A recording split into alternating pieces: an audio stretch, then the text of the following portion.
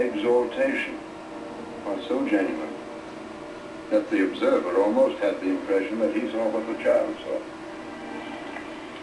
Then as we continued to gaze at her, her face turned as pale as white marble, and her skin grew so taut that the structure of the skull appeared clearly marked at the temples. Considering the possibility that this was due to cerebral anemia, I took her pulse. It was practically adequate. Also, there was no affection of the nervous system, as in catalepsy, or hysteria. Even her eye reflexes were normal. Did she speak to this thing in the niche? Standing close beside her, I heard twice in succession a long, drawn-out yes.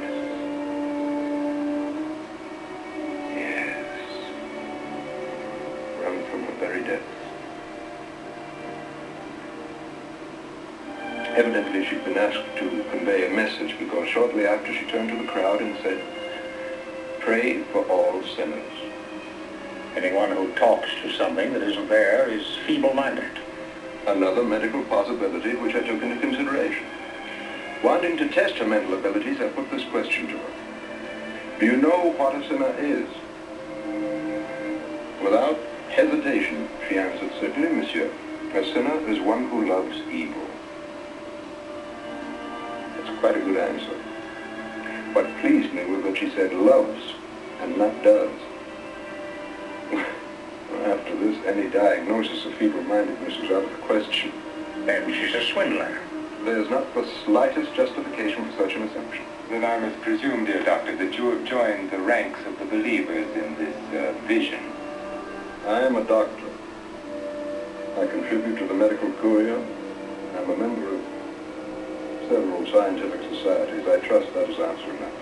If I have correctly understood your report, doctor, it is this. Science excludes fraud. It excludes mental disease and a miraculous occurrence. I venture then to ask science, what is left? Yes. What is left?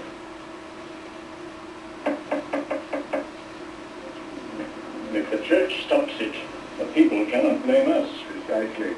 We could sit back and sympathize with both sides. A very wise attitude for any government. Is the Dean at home? Yes, monsieur. Good morning, gentlemen. Good morning, Father. Good morning. Come in. Take off your coats. I presume the Subiru girl is what brings you here? Yes. I want you to know that the church attributes no religious significance whatsoever to the so-called visions of Massabielle. Sit down. I'm very glad to hear that, Father. Then you will talk with this girl, and you... It's not concerned me. What is the matter for you, city officials? We had hoped you would cooperate with us. That I am doing. Sit down. I have instructed the cantonal clergy not to set foot in the grotto, to ignore the whole matter. But your reverence has enormous power over the people here. Wouldn't it be appropriate for you to raise your voice? I have no intention of adding further importance to this turmoil. Then you force the state to invoke the law which prohibits the church from opening any new place of worship without the formal consent of the minister of worship. The church has not opened any new place of worship. The church neither sponsors nor recognizes the daily heathen gymnastics which take place at Massabielle. How can you stand by and see your parishioners carry on these pagan ceremonies? I understand that they use a kitchen table as an altar, and there they pray. Yes, on a spot littered with filth, they pray to God. Prayer, gentlemen, is good no matter where it is on. Yes, yes. Well, shall we be going?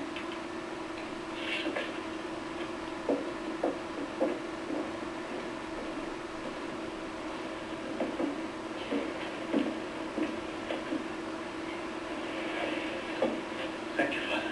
Well, a pleasant good morning. Good morning, Father.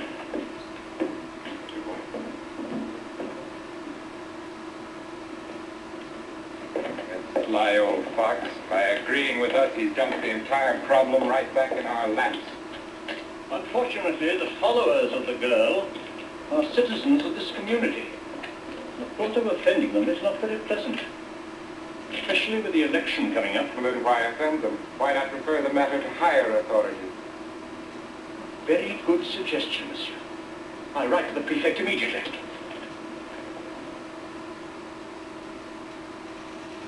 I consider it purely a local problem to be solved by local authorities, and I do not wish to be involved in any way whatsoever.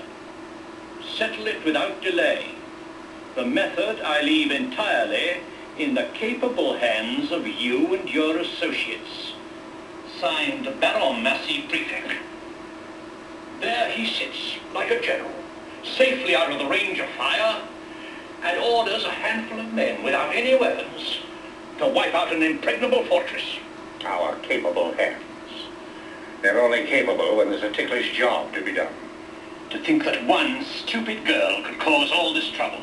Only because there are millions of others just as stupid as she is. What can you expect from a peasantry fed on religious dogmas and nurtured on superstitious nonsense? I firmly believe that this girl and what she stands for is a menace to civilization. The girl is dangerous, I admit, but She's a religious fanatic. And every time religious fanaticism steps forward, mankind moves backward. And that is why I will fight this vigorously. And I'll resort to any measures to defeat it. I don't know much about higher politics, but I do know a lot about burglars and thieves and scamps of all kinds. I know how to scare them and apply pressure. I promise you that if you give me 5 minutes with this girl, she'll never go near the grotto again. Try it, by all means. Try anything. I was thinking of somewhat the same procedure, however not quite so crude.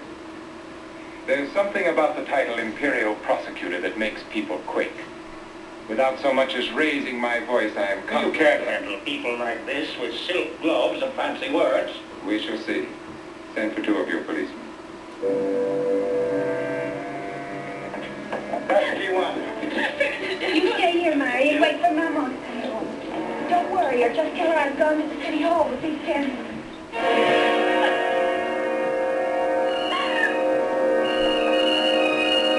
What are you arresting her for? Sergeant Dawson with the law. For law? That's for the law. They're arresting Bernadette. Madame Robert! Madame Robert! Look what those pigs are doing!